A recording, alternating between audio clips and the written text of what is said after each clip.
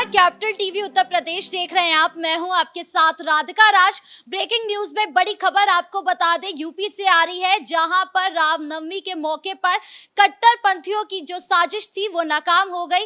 कई झांकियां निकली, जुलूस निकले, हाथों में भगवा झंडा और जुबान पर जय श्री राम के नारे देखने के लिए मिले। आप तस्वीरों में देख सकते हैं कि किस तरीके से जो जुलूस है वो निकाला गया, लोगों के बीच जो है जश्न का माहौल रहा और हर तरफ शांतिपूर्ण तरीके से जो है वो माहौल बना रहा। इसी पर तमाम अपडेट के साथ मेरे साथ मौजूद है मेरे सहयोगी नवेदु सर। सर, क्या कुछ अपडेट है, किस तरीके का माहौल रहा रामनवमी के मौके पर?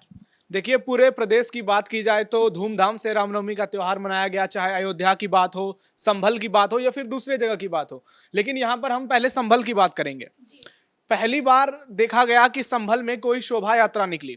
इससे पहले ऐसा आज तक संभल में देखने को नहीं मिला था। तो आप इससे सोच सकते हैं कि वहाँ जो स्थानीय हिंदू हैं, जो स्थानीय सनातनी होंगे, वो कितने खुश होंगे, क्योंकि पहली बार भारत के एक राज्य में, यूपी के एक जिले में इतने सालों तक आज तक कोई भी शोभा यात्रा नहीं निकाल पाया था। आप सोचिए कि ये तुष्टीकरण की कितनी बड़ी यहाँ पर सियासत चल रही थी, जिसके चक्कर में वहाँ के स्थानीय लोग खासकर हिंदू पीछे जा रहे थे। लेकिन कल योगी आदित्यनाथ की सरकार में संभल का जो नजारा देखने को मिला वो ऐतिहासिक रहा, और ये संभल के लिए एक कहें तो ऐतिहासिक दिन भी बन गया था। पहली बार संभल में जो शोभा यात्रा निकली वो काफी खास था। आपको बता दें कि इस शोभा यात्रा में लोगों की भारी भीड़ थी, लाखों लोग नजर आए। और ये जो वहां पर विवादित जगह है मस्जिद के सिर्फ 50 कदम के पास से ये यात्रा शुरू हुई थी, और इसमें लाखों हिंदू शामिल हुए थे। अच्छे डाक चौराहे से ये शुरू हुई, उसके बाद बहुत आगे तक गई। इसमें बीजेपी के बहुत सारे कार्यकर्ता भी थे, क्योंकि कल बीजेपी का स्थापना दिवस था। और बीजेपी के जो लोकसभा प्रत्याशी वहां से रहे हैं, परमेश्वर लाल सैनी, वो और उनकी पार्टी के तमाम कार्यकर्ता वहां पर मौजूद थे, जिनकी अगुवाई में ये यात्रा निकली। लेकिन इसका मेन क्रेडिट जो जाता है वो विश्व हिंदू परिषद को जाता है। विश्व हिंदू परिषद की कोशिशों की वजह से और सरकार का जो सहयोग रहा, प्रशासन का जो सहयोग रहा, संभल में पहली बार ऐसी ऐतिहासिक यात्रा निकली। आप सोचिए कि आज से पहले ऐसा क्यों नहीं देखने को मिला था, क्योंकि यहाँ पर जब भी सपा की सरकार होती थी तो ऐसी यात्रा निकालने की इजाजत नहीं दी जाती थी। वहीं दूसरी ओर जो तजिया का जुलूस होता है वो धूमधाम से निकाला जाता था। लेकिन हिंदुओं के लिए कभी ऐसे अवसर नहीं मिले। हिंदुओं की, उनके मन की जो स्थिति रही वो कभी बाहर नहीं निकल पाई। वो अपने आराध्य के लिए ना शोभा यात्रा निकाल पाते थे, ना खुलेआम कुछ बोल सकते थे। लेकिन योगी राज में ये सब मुमकिन हो गया, और संभल में कट्टरपंथियों की जो कोशिश है वो पूरी तरह से नाकाम हो गई। जो झांकियां थी उनमें महिलाएं भी नजर आ रही थी, छोटे बच्चे भी नजर आ रहे थे, बुजुर्ग भी नजर आ रहे थे। और जो छोटे छोटे बच्चे थे वो गुरुकुल के बच्चे आए हुए थे, जो वेद उच्चारण कर रहे थे।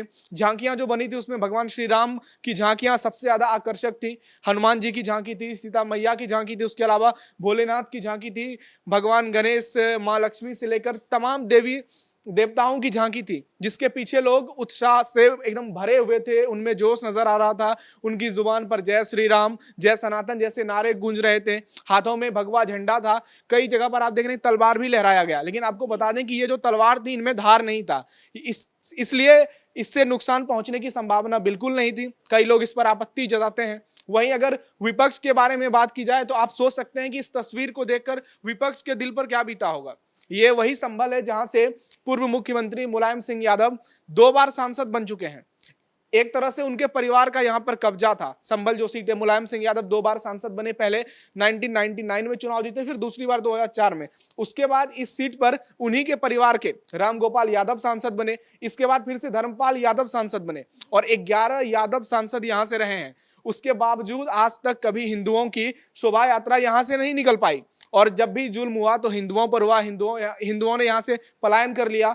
कुल मिलाकर कल का जो दिन था वो संभल के लिए ऐतिहासिक रहा, कई मायनों में खास रहा, और एक जो हिंदू आस्था के प्रति जागृति देखने को मिल रही है, संस्कृति में जो बढ़ावा देखने को मिल रहा है, सीएम योगी जिसकी बात करते हैं, वो सब कल संभल में नजर आया। प्रशासन और सरकार की बात की जाए तो क्या इसे बहुत बड़ी सफलता माने, क्योंकि हमने हमेशा देखा है कि जब भी हिंदू एक भीड़ में इकट्ठा होते तो हमेशा वहाँ उत्पात जो है वो मचता है, चाहे वो दूसरे समुदाय की तरफ से हो या फिर किसी और समुदाय की तरफ से हो। देखिए ऐसी कई घटना दूसरे जगह से सुनने को मिली, जैसे पश्चिम बंगाल की बात करें तो वहां मुर्शिदाबाद हो या उत्तर 24 परगना हो, वहां पर जो कट्टरपंथी हैं उन्होंने शोभा यात्रा में व्यवधान डालने की कोशिश की। लेकिन यूपी में योगी आदित्यनाथ की प्रशासन पूरी तरह से मुस्तैद थी। संभल की बात करें तो सीओ अनुज चौधरी जो लाइमलाइट में बने हुए हैं और उनका बहुत बड़ा योगदान रहा है, जिस तरह से उन्होंने मेंटेन कर रखा है वहां पे कानून व्यवस्था को। इसके अलावा एसडीएम वंदना मिश्रा है, एसएसपी श्री चंद्र हैं, इन लोगों का बहुत बड़ा इसमें रोल रहा। और पुलिस प्रशासन की बात करें तो व्यवस्थाएं जो की गई थी लोगों के लिए, वहां पे पानी का इंतजाम किया गया था, लोगों पर फूल भी कई जगह बरसाए जा रहे थे, उन पर पानी छिड़काए जा रहे थे, तो लोगों को उसमें दिक्कत नजर नहीं आई। बुजुर्ग लोग भी बड़ी संख्या में आए हुए थे, तो प्रशासन ने इस बात का खास ख्याल रखा हुआ था। और आपने जिक्र की कि पत्थरबाजी अन्य घटनाएं होती हैं, तो आपने शायद ही कभी ऐसी खबर सुनी होगी कि जब दूसरे समुदाय की यात्रा निकलती है तो हिंदू उस पर पत्थरबाजी करते हैं। लेकिन जब भी हिंदुओं की यात्रा निकलती है तो कई बार मस्जिद से पत्थरबाजी होती है, कई बार दूसरे जगह से घरों की छत से पत्थरबाजी होती है। लेकिन कल की जो घटना है यहाँ ऐसी कोई भी अप्रिय घटना देखने को नहीं मिली। इसमें मुस्लिम समुदाय का भी बहुत बड़ा योगदान रहा। जो संभल में स्थानीय मुस्लिम थे उन्होंने प्रशासन का भी सहयोग किया। उन्होंने ये कोशिश नहीं की, जो समझदार वहां पर बुजुर्ग थे उनका कहना था कि हम भी चाहते हैं कि ये यात्रा शांति से निकले। तो कुल मिलाकर प्रशासन की एक बहुत बड़ी जीत संभल में नजर आई। आपने बताया कि संभल से 50 मीटर की दूरी पर जो है ये यात्रा शुरू हुई थी, तो आपको भी पता है कि संभल बहुत संवेदनशील इलाका है। ऐसे में वहां से यात्रा शुरू होने पर क्या कुछ माहौल था? क्या उत्पादों ने कुछ ऐसा करने की कोशिश नहीं की थी जिससे जुलूस पर जो है सेंध लग सके? नहीं, इसीलिए तो मैं बार बार योगी राज की बात कर रहा हूं। अगर उन्होंने कुछ कोशिश भी की होगी तो वो उनके धरे के धरे रह गए होंगे। वहां से वो यात्रा निकली, वहां जुलूस शुरू हुआ, वहां का जो माहौल था वो बहुत ही एकदम राममय लग रहा था, वो लोग जोश में नजर आ रहे थे। लेकिन उन्होंने मस्जिद को या फिर जो दूसरे समुदाय के लोग हैं उनको नुकसान पहुंचाने की कोशिश नहीं की।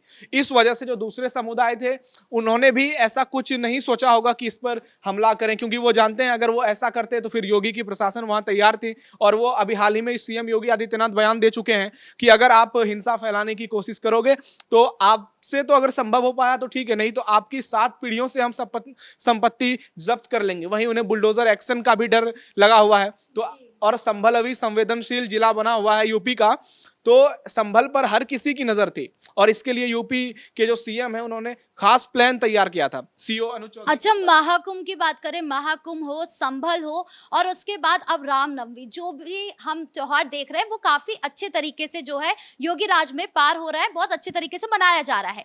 तो क्या इसका फायदा आगामी चुनाव में भी सीएम योगी को मिलने वाला है? देखिए, जैसे कि लोकसभा चुनाव से पहले राम मंदिर का उद्घाटन किया गया था, जबकि वो दाव बीजेपी पर कहें तो उल्टा ही पड़ गया। यहां तक कि अयोध्या सीट बीजेपी हार गई। तो हम ये तो नहीं कह सकते कि इसका फायदा बीजेपी को मिलेगा ही, लेकिन इतना जरूर कह सकते हैं कि जन भावनाएं जो वहां पर लोगों को ओर से देखने को मिली, जो वहां से लगातार समाजवादी पार्टी के सांसद जीतते आ रहे थे।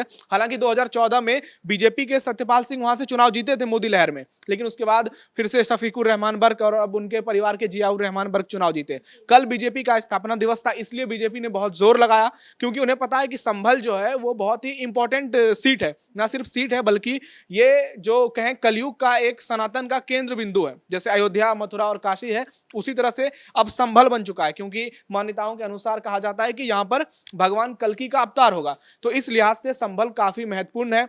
सियासी ताकत यहां पर लगाई जाएगी। और सबसे बड़ी बात है कि जियाउर रहमान बर्क जो अभी सांसद हैं वो मुश्किलों में फंस गए हैं। अभी उन पर सुनवाई होनी थी शनिवार को, लेकिन वो सुनवाई टल गई और वो 15 अप्रैल को होगी। लेकिन सबका ये मानना है कि इस मामले में उन्हें झटका लगेगा। उन्होंने जो अवैध उनका घर बना हुआ है, नक्शा पास, अवैध रूप से नक्शा उन्होंने पास करवाया है, तो इस पर जब भी सुनवाई होगी तो जियाउर रहमान बर्क को झटका लगना तय माना जा रहा है। संभल हिंसा की भी बात की जाए तो उसके भी जो मास्टरमाइंड बताए जा रहे हैं वो संभल सांसद जियाउर रहमान बर्क और शाही जामा मस्जिद के जो कमेटी सदर है जफर अली, उन दोनों पर जो है वो आरोप लगा है कि उन्हीं दोनों ने जो मिलकर है एक जो कॉल है वो सामने आया, जिसकी वजह से ये सामने आया है कि यही दोनों मास्टरमाइंड है। तो अब इस पर क्या होगा, क्योंकि लोगों का मानना था कि शायद उन्होंने सिर्फ बिजली चोरी करी है या अवैध घर बनाए, लेकिन अब जो इतना बड़ा जो संभल है लाइमलाइट में इसीलिए आया था क्योंकि हिंसा हुई थी, और अब यही सामने आया कि ये हिंसा के पीछे जो है वो सांसद ही है,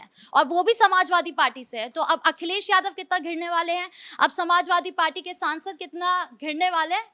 नहीं, सबसे बड़ी बात है कि इसमें जफर अली ने खुद ही पूछताछ में पुलिस को बताया है कि इसमें सबसे बड़ा अगर किसी का हाथ है तो वो संभल सांसद का हाथ है। और जब भी इस पर सुनवाई होगी, इस पर आगे की कोर्ट में जब भी बातचीत होगी इस पे, तो वहां पर स्पष्ट तौर पर ये नजर आएगा। अब वो है कि इनके खिलाफ वकील हैं, वो किस प्रकार से सबूत पेश करते हैं। अगर जल्दी से जल्दी इस मामले में कार्रवाई होती है तो अभी आप देखिए कि 2027 में चुनाव होने वाले हैं यूपी में। विधानसभा चुनाव के लिहाज से ये बहुत अहम हो जाएगा, क्योंकि सपा एक और लगातार पीडीए की बात कर रही है, तो दूसरी ओर योगी सबका साथ सबका विकास के साथ आगे बढ़ रहे हैं, और बीजेपी भी इसी कदम पर है। और ये अमित शाह ने अभी जिस तरह से लोकसभा में कह दिया कि योगी फिर से यूपी में रिपीट होने वाले हैं, तो सपा की तो मुश्किलें योगी से ही बढ़ गई हैं। लेकिन अखिलेश यादव कह रहे डिलीट होंगे।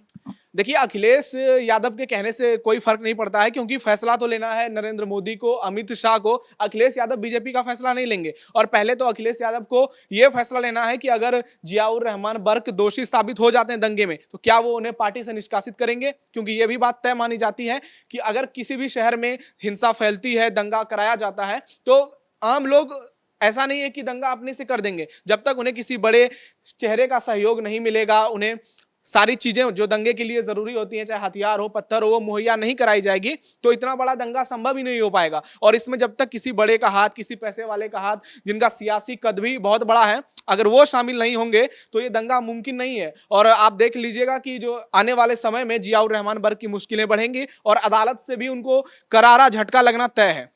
आखिरी सवाल आपसे लेंगे। सत्यव्रत चौकी जो है वो शाही जामा मस्जिद के सामने बनकर तैयार हो गई है, उसमें श्लोक भी है, उसमें हथियार भी है। विपक्ष इसी चीज को लेकर घेर रहे हैं कि एक ही जगह पर गीता के श्लोक भी हैं, वहीं पर हथियार भी रखे जा रहे हैं। ये किस तरीके की चौकी बनाई जा रही है? नहीं, हिंदू धर्म में मान्यता है कि शस्त्र और शास्त्र दोनों की पूजा होती है, तो इसी हिसाब से वहां पर ये बनाई गई है। और सीएम योगी का सख्त निर्देश है, वो पहले भी कई बार ये कह चुके हैं कि हम वो लोग हैं जो माला की भी बात करते हैं और भाला की भी बात करते हैं, क्योंकि किसी को भी आप प्यार से तभी तक समझा सकते हो जब तक वो उस भाषा को समझ सकता है। लेकिन जब वो शस्त्र वाले भाषा से समझे तो फिर आपको उसी भाषा में जवाब देना होता है, क्योंकि कुछ लोग जो होते हैं वो प्यार की भाषा समझते नहीं है, उनके मन में हमेशा नफरत, हिंसा, इस तरह की भावनाएं आती है, और ऐसे लोगों के लिए तो फिर शस्त्र पूजा बहुत जरूरी है।